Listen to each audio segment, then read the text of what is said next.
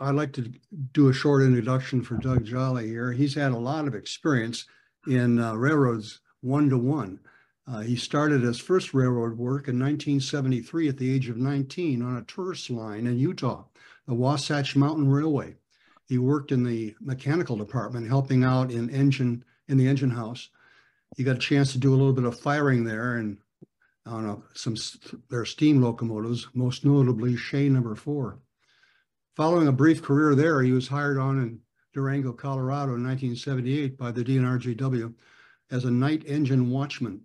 Because of his interest in steam locomotives, he was given the opportunity to take a student trip as a fireman to learn the operating ins and outs of the 3K28s that they had in operation at that time. After qualifying, he became the relief fireman to Silverton, as well as a fireman for switching duties in Durango. It was a tough decision when Charles Bradshaw purchased the railroad from the D&RGW in 1980, but he opted to take the transfer to Salt Lake City and continue his employment on the Rio Grande. After a lifelong interest in model railroading and 34 years working on the D&RGW, the SP, and the UP, he retired in 2014. His son, Chad, is following close in his dad's footsteps with a career on the Montana Rail Link as an engineer, and he has dreams of his own SN3 layout in Montana. And with that, I turn it over to Doug, who will talk about his lovely SN3 layout, the 3rd Division. Doug? I'd like to welcome everybody to the D&RGW's 3rd Division. This is also the home of my freelance railroad, the Timber Creek Railway. And as we get into this, I'll kind of explain how this whole thing fits together. To begin with, I think I'd like to tell you a little bit about the 3rd Division and the year that I modeled, 1955. And I know that's going to raise a few eyebrows because anybody that's a historian of the Denver and Rio Grande will know that this end of the railroad was actually pretty much abandoned by 1949, with just a very little bit left in Montrose until 1951 when the end of the RGS came. But those same historians, if they really delve into it, what they'll find out is that there wasn't a whole lot of operation on this end of the railroad in those years. So what I've done, since I really wanted to model an end of the railroad that you don't see many models of, but I also wanted a railroad that operated and was fun for op sessions and that sort of thing. So what I did is I embellished the history just a little bit, and I added a couple of freelance railroads to the division. So let's take a look at the entire division here first. This is actually from if you look at it real close here, maybe Mark can point it out there from Gunnison. This is pretty much the whole division from Salida all the way to Ouray. And I apologize. I've got one more map to enlarge this a little bit so you can see it better. Okay, here we go. This is the portion of it that I'm actually modeling. I'm modeling from Gunnison west over down through the Black Canyon and over Cerro Summit into Cimarron and on into Montrose. And then from Montrose, I'm modeling to Ridgeway. And the backstory to this whole thing is that in 1949, there was a constant problem on this line with the Rio Grande, and that was a landslip on Cerro Summit. That every time it rained real hard, it seemed like this landslip came down and they'd have to rebuild their track around this little landslip. Well, finally, what happened in the real world was in 1949, it came down again. And the Rio Grande said, that's it. There's not enough traffic out here. We're just not going to rebuild it anymore. There was a little bit of traffic left in Montrose. And we'll kind of get into the story of that a little bit later. And the reason that it lasted another year or two in Montrose is because of a contract they had with some farmers out there. But as I say, we'll get into that a little bit later. So where I've chose to add these is that the Timber Creek Railway comes right out of. If you go back one, Mark, I'm sorry. Uh, we're going to add these connections just outside of Gunnison, and we're going to put a connection there with my freelance railroad, the Timber Creek Railway, and that connection is actually between Gunnison and Iola. If you see it there on the map. And then the other connection that we're going to add is we're going to add one down here almost to Ridgeway. There's a place called Cow Creek Tank. And I don't think that anything ever existed at Cow Creek except the water tank. But we put a siding and a warehouse there, and a good friend of mine, Bill Adkins, he built an HON3 layout here in Salt Lake years ago that actually came off of this branch and went up into the mountains there east of Cow Creek, on his freelance railroad, he ran across the Uray branch to Ridgeway, and then from Ridgeway he ran out on the RGS to Placerville, and then he went over toward Natarita to his mining places out there. So we've added those two freelance connections, and with those two connections, we've got enough traffic now on this end to convince the Rio Grande that maybe they ought to just rebuild this landslip one more time. And so here we are in my fantasy world in 1955, running a railroad that's been gone for at least 44 years in the real world. But we're still struggling in 1955, and we've got enough traffic to keep our op session crews busy. And along with that, you RGS fans can be happy because with that bit of traffic that we added, we've actually managed to keep the RGS around for a few more years too. So you're welcome. Let's take a look at the layout here now, and you can kind of see where I'm at on this thing. And maybe Mark can point it out as we go. Um, let's start down on the bottom at Gunnison.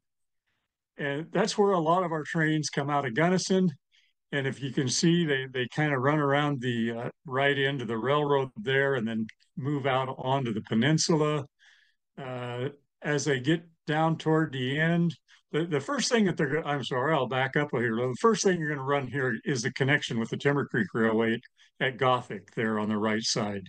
But we're going to bypass that for now, and we're going to go down toward Iola and around the end of the peninsula and into Curricani. All of this is on the top level of the layout. And then as we come out of Curricani, we're going to go into a helix. And as we go around that helix, we'll go down to the lower deck of the railroad. Okay, and here's the lower deck, and we come out of the helix there into Cimarron.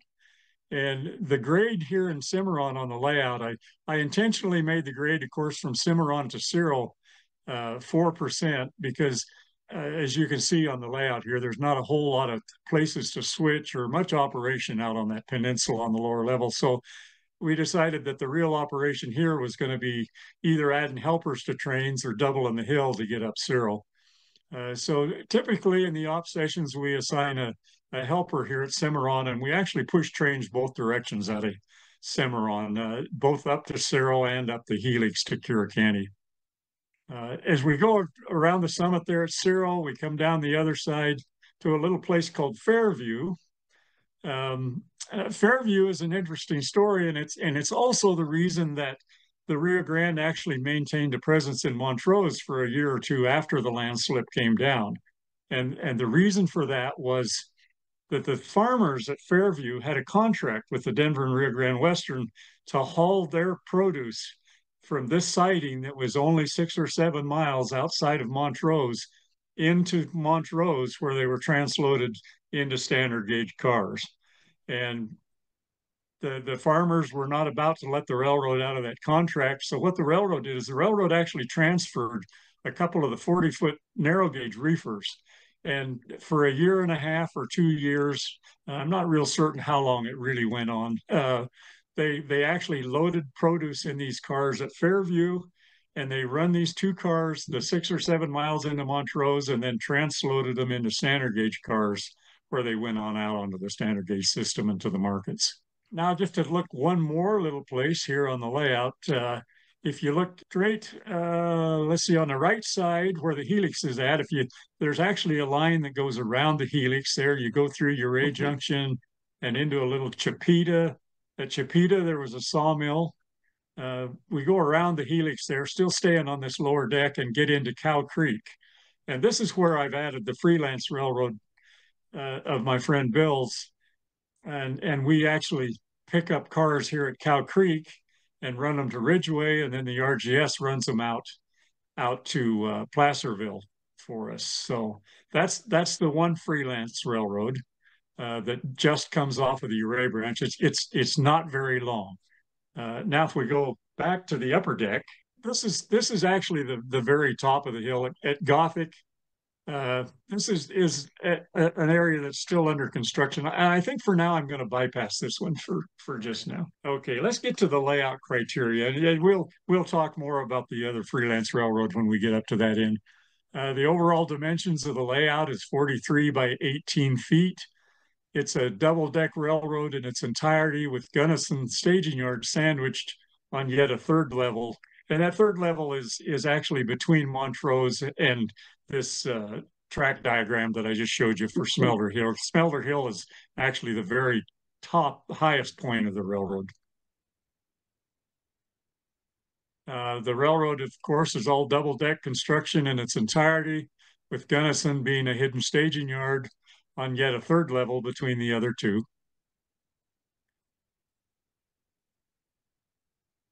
The layout height ranges from 36 inches on the lower level to 60 inches on the top, with Smelter Hill being closer to 70 inches.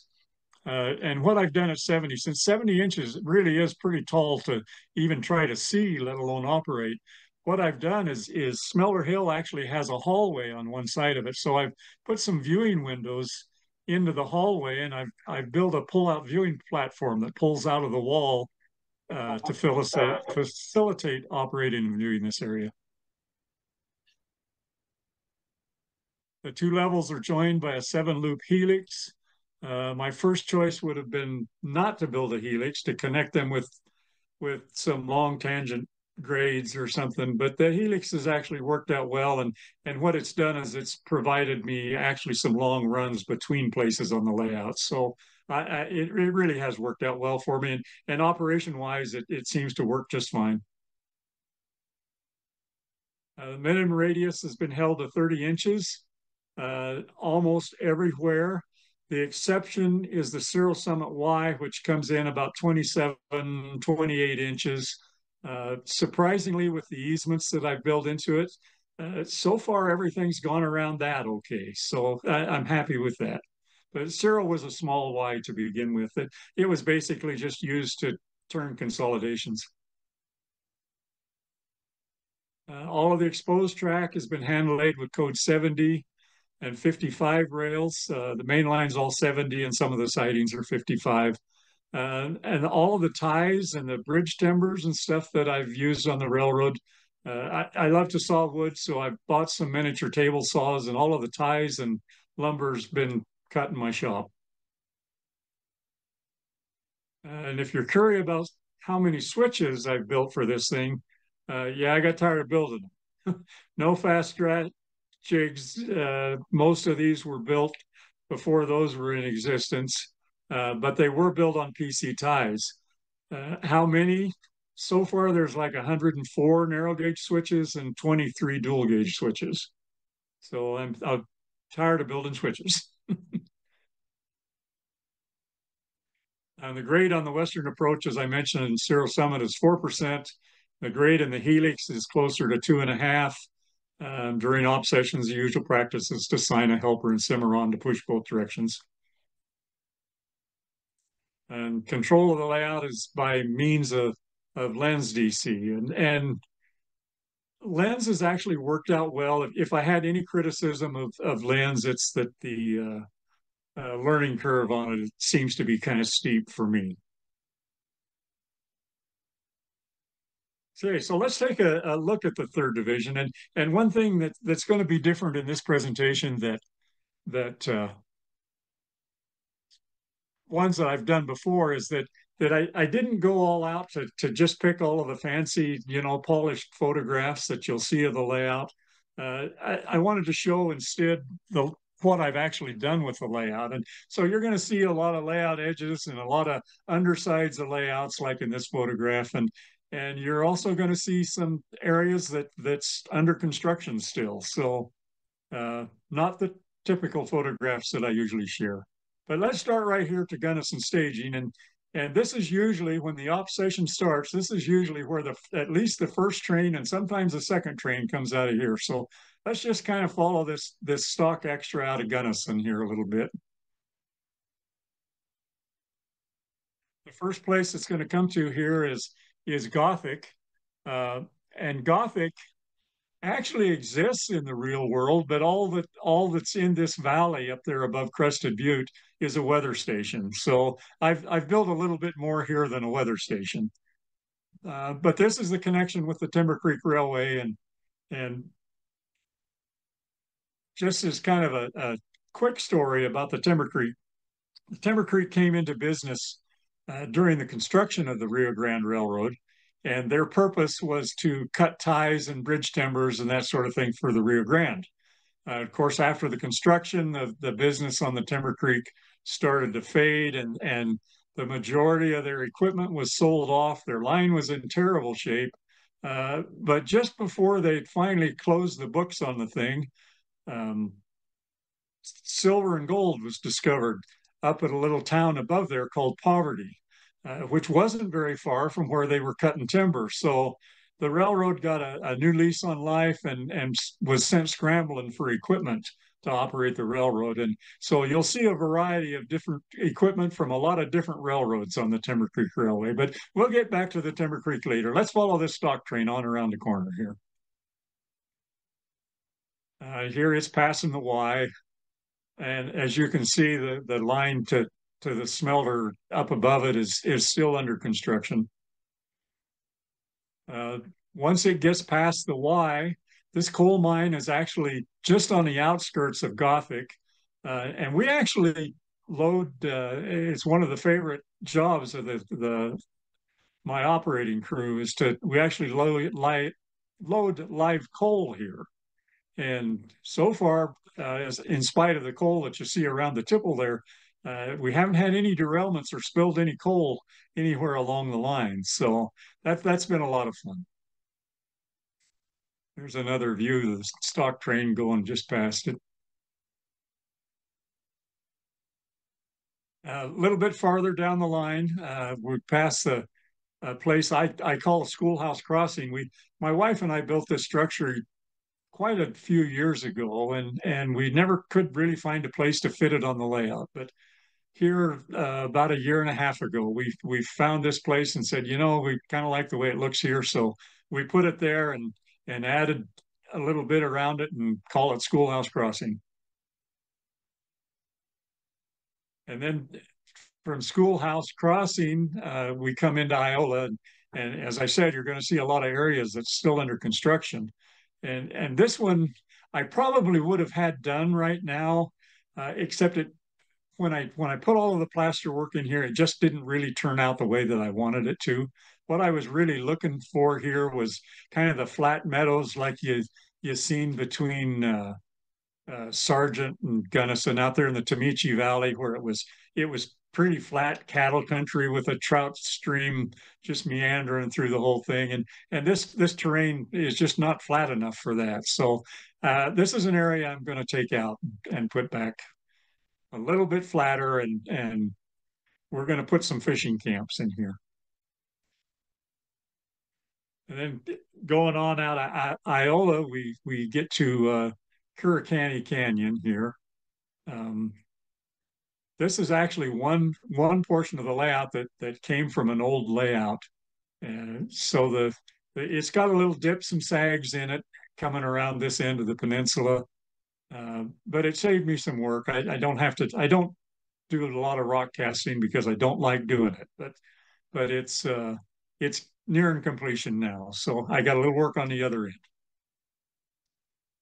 So here's a stock train pulling into the east end of Curricani, as you can see, the no trespassing sign that the Rio Grande put up everywhere along its right of way didn't seem to affect this fisherman too much. And as typical in our operating sessions, here's the Cimarron helper sitting at Curricani, waiting for this stock train to go by, and then he'll follow it back down to Cimarron.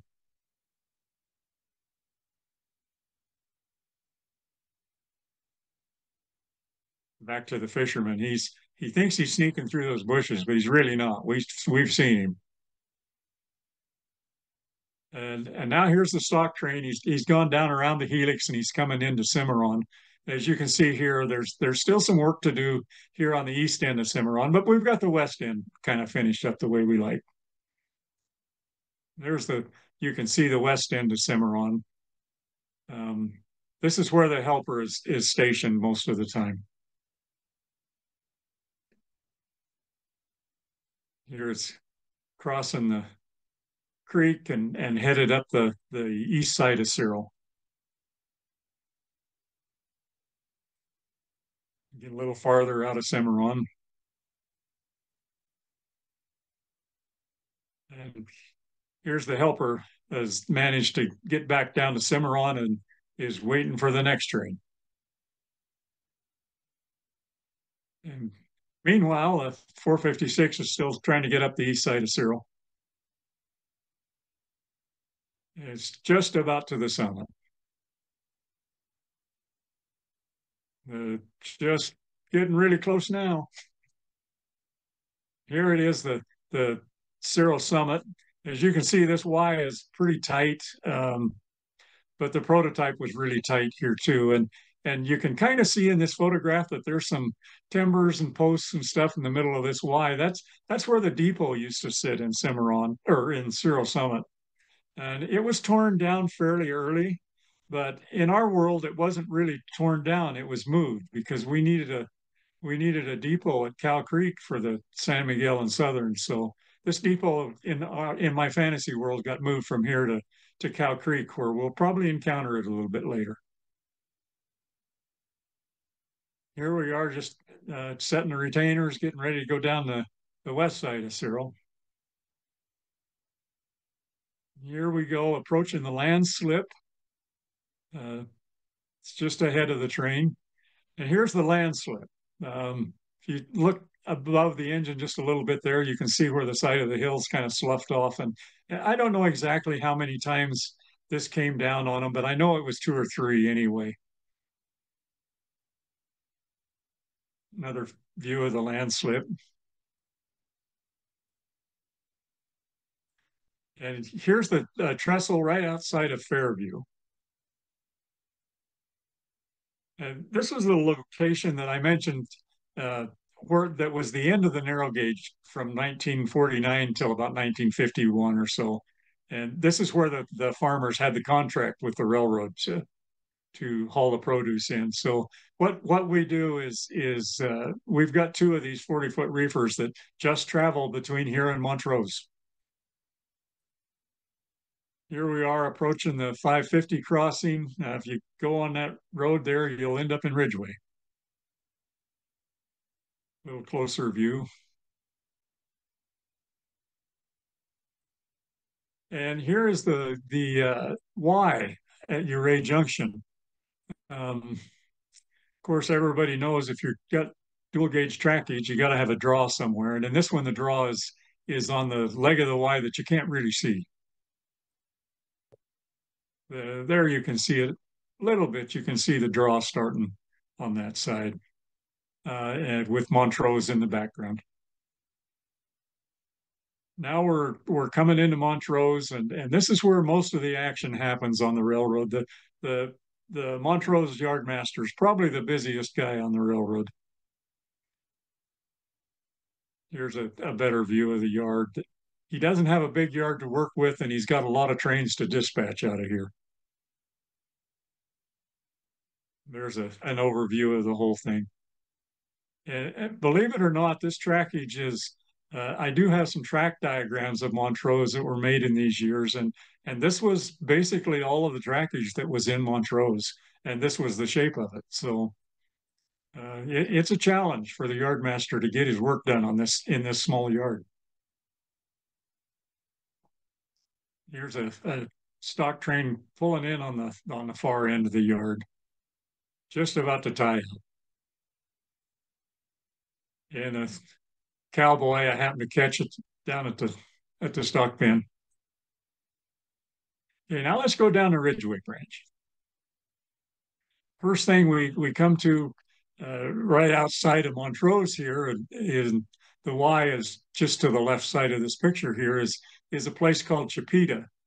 Um, this is actually the end of the branch now is just before this bridge on the standard gauge.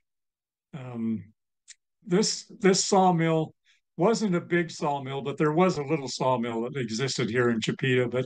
But I needed more business to haul lumber, so I'm building a big sawmill and a big pallet mill, and between those two, I'm going to build a big sawdust burner. So it's actually turning out pretty decent, I think. And as we leave Chipeta, we go around the helix and we come out here at Cow Creek. And as I mentioned before, Cow Creek is the connection with the San Miguel and Southern Railroad. The long building that you see here in the foreground is the San Miguel and Southern's freight house here. Where the flat car is sitting is actually their main line up to the mills in the mountains to the east of Cow Creek. And as I mentioned, there's the Cerro Summit Depot been moved here to Cow Creek. Another view from the other end of the yard. We've tried to add as much switching as we can into this to make it interesting. Here's a coal train leaving Cow Creek, headed for Ridgeway. Crossing the Uncompahgre River just before it gets to Ridgeway. And it just now approaching the RGSY. And tying up at the Ridgeway Depot. This is the end of the railroad for a lot of the trains. And the staging yard here at Ridgeway is actually, if you can just barely see under the knobs there on the fascia, that's the staging yard for Ridgeway. It's actually a drawer under the layout. Another picture in Ridgeway. And another. And there's a better view of the drawer under Ridgeway. This has worked out well. At some point, I'd really like to put a staging yard that I can drive into rather than taking cars on and off of the layout. But this works out well for now. Now we'll go back up to the Timber Creek and maybe I can explain a little bit more of what goes up there. Okay, back to Gothic again. Um, oh, okay, as we leave Gothic, we get into a little place here, and this is on the old lumber line going up now into the mining districts. But I call this Mackenzie Grove, and it's also, if you'll notice on the fascia, it's also Crow's Perch. Um, Crow's Perch is an interesting story. That if you see the one pine tree there that's bare on the top, I had a friend come over and just builds incredible trees. And he brought this tree over to me with the top missing out of it. And he says, I'm going to bring this tree to you because he says, I think you're the only one that will know what happened to this tree. I said, well, yeah, it was lightning struck. He says, you're right. And he says, that's why it's yours. And we're going to put it on Crow's Perch. So we put that up there on Crow's Perch. And unfortunately, Alan Badham, the guy that built it for me, passed away within a few months after this. So that's kind of a memorial to Alan Badham, and we call it Crow's Perch.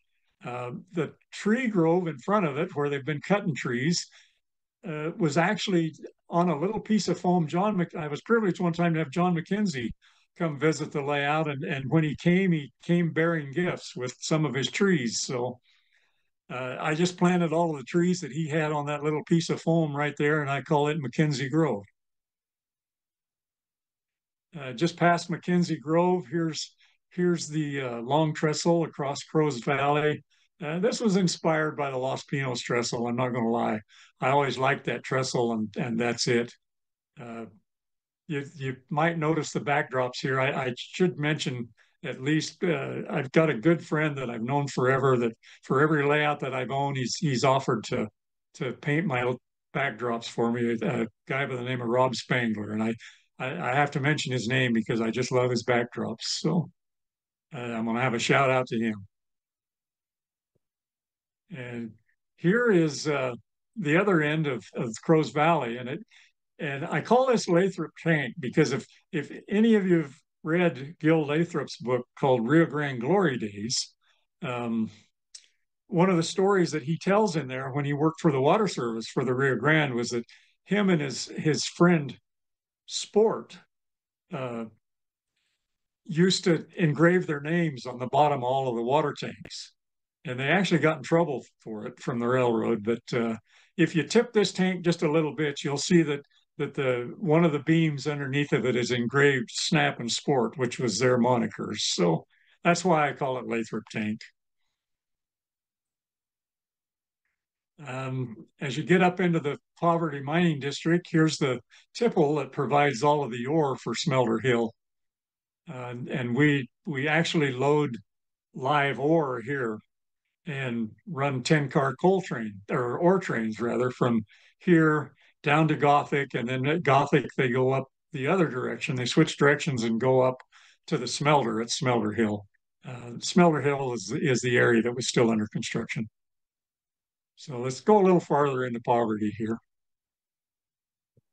Here's kind of what the whole district looks like now. The tipple is just out of view on the right side of the picture here. We've got the supply house and another old mill, and then the mill at the very end that's still active. Here's some of the structures. It's kind of a poor picture, but I told you were going to see poor pictures. So here it is of a few of the structures that's on the other end of poverty. Also, there's a boarding house and cafe on that end. Um, as far as operations, show you here's Rob. He's typically our Montrose yard master. He's also my backdrop painter. So you could see in that picture the different heights of the levels of the layout. Here is the Gothic yard master. Right now he runs the locals out of Gothic, and he also runs the ore train up and loads it. I think when we get the smelter actually operating where we can unload the ore cars up there, I'm probably going to have to get him some help because he's pretty busy here as well. And then, of course, who else in the RGS yard but Mark, the RGS guy in the valley? So here's Mark trying to figure out how the RGS would do this. And I mentioned the viewing platform over Smelter Hill. This platform actually pushes into the wall right there and goes under the layout so that I can actually open up the hallway to get furniture and chairs and vacuums or whatever I need to get down that hallway. So that's worked out well as well. It also makes a great viewing platform for visitors when open houses and that sort of thing. They can climb up on this platform and overlook the whole layout. One of the other things that I'm kind of proud of on the layout is this store that in Iola. For years, I worked in the hayfields up in Wyoming, and one of the buildings that I went by all of the time in Aladdin was this general store. Was as I found out more about the store, I found out that it was also a depot one time. It was the end of the line for the Wyoming Railway. So I drew up a portion of the plans for it, and I said someday I'm going to build that, and so I did. I drew enough of the plans that I could build it, and I built this model. And it wasn't long after somebody posted a picture of it that Joe Fuss from Rags to Riches sent me an email and wanted to know if I still had the plans for that he'd like to make a kit of this structure. So I finished the plans for it and sent the plans to Joe, and Joe actually manufactured this. It's called the Aladdin Store. If you get a chance to see it, I'm kind of proud. It's probably my one contribution to the hobby. Just another structure in Montrose. This is Otto's garage. The blue light in the office looks a little strange, I know, and that came about by accident. I first started using LEDs, and I had this big old LED, and I said, I'm going to use this to light that. I didn't think to turn it on before I glued the roof and everything on. And when I turned it on, it's got this blue tinge to it. So I just tell a story that the early fluorescent lights had a blue tinge to them, and so far nobody's called me out on it. Here's another view, so you can kind of see how this all fits together at Cyril Summit between the lower deck and the upper deck.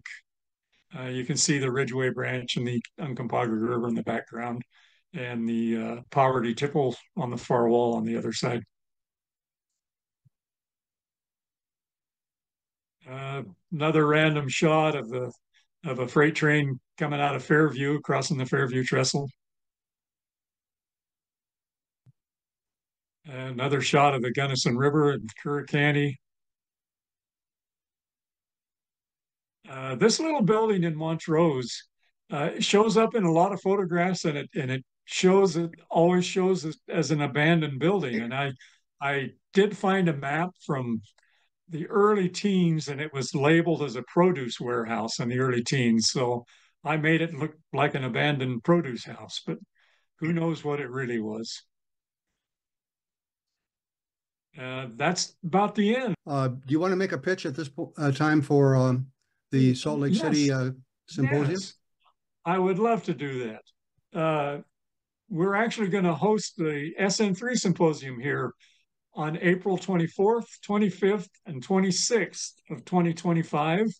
If anybody'd like to see this layout, I love to have visitors. So if anybody'd like to come see this, we'd love to have you here.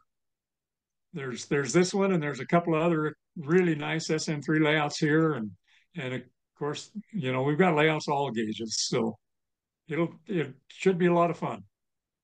Okay, thanks, Doug. That was a great presentation. I love the layout. We got a few comments in the chat room. Let me read them to you, and you can answer them.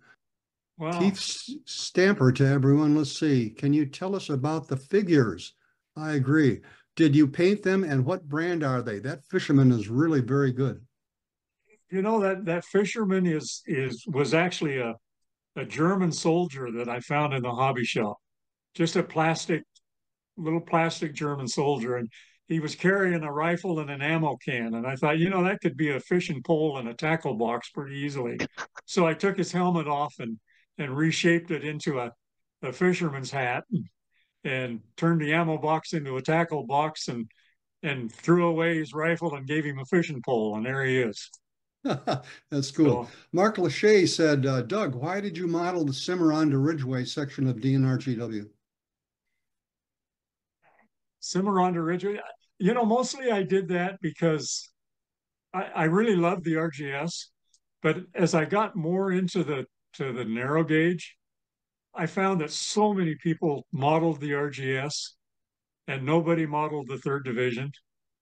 So I said, I want to model something and try to make it as realistic as I can as to what the third division really looked like. Of course, the reason nobody modeled it is because they didn't run any trains out there at the time when people were taking pictures. Yeah. But Russ, that was the reason. And the other question about the figures, the figures for the most part are Arista or Aspen. okay. Russ Segner said, nice ore cars. Russ knows about those ore cars. Those ore cars actually came from Brian Ellerby's layout.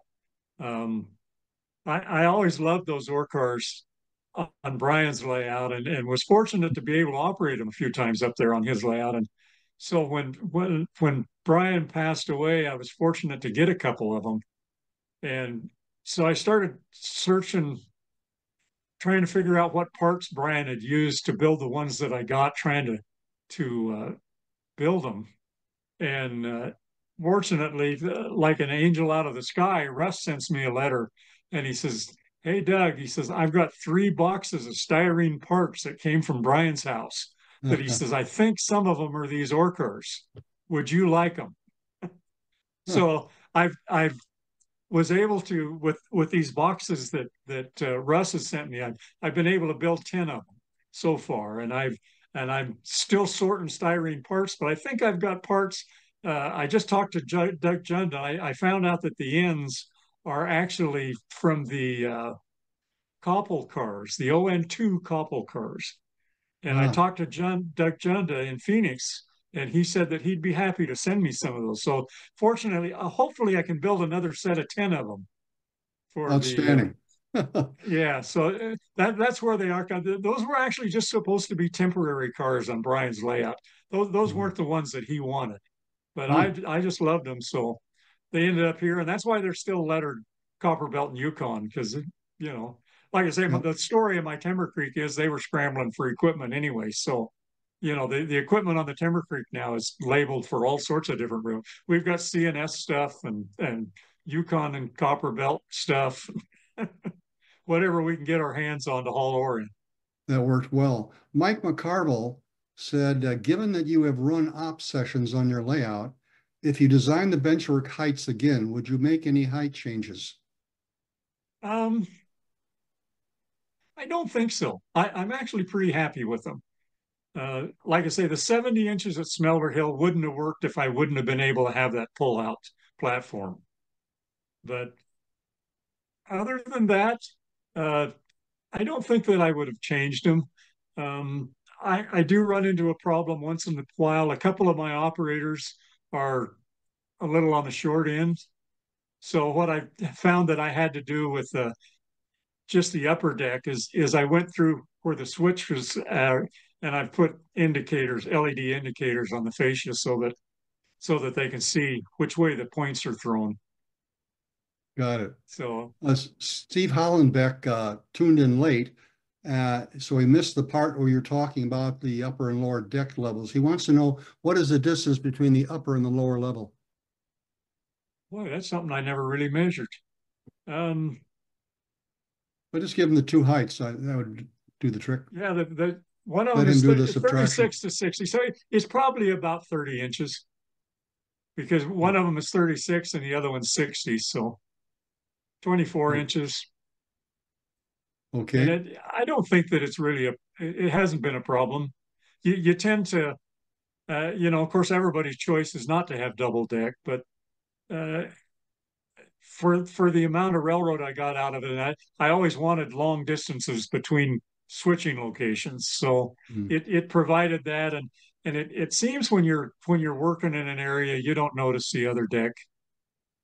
At least Mhm. I don't, and I've never heard any complaints. So, and I Good. got a pretty grumpy crew. They'd probably tell me. George Ahern said, nice layout, well planned for operations. Um, Eric Miller, just kind of a generic comment to say, nice show. Thanks, everybody. Um, Gerald Harper, you have lots of standard gauge track or dual gauge track. Do you run standard gauge trains as well? I have one standard gauge diesel locomotive, and the reason that I bought that is to prove that my dual gauge tracks works for my to the NMRA. uh, Okay. I am thinking about building a just a small extension on one end of Montrose and running a 4 or 5 car standard gauge train into Montrose to switch the standard gauge cars out. But what we do right now, there are some standard gauge cars on the layout, but we switch them with a narrow gauge locomotive.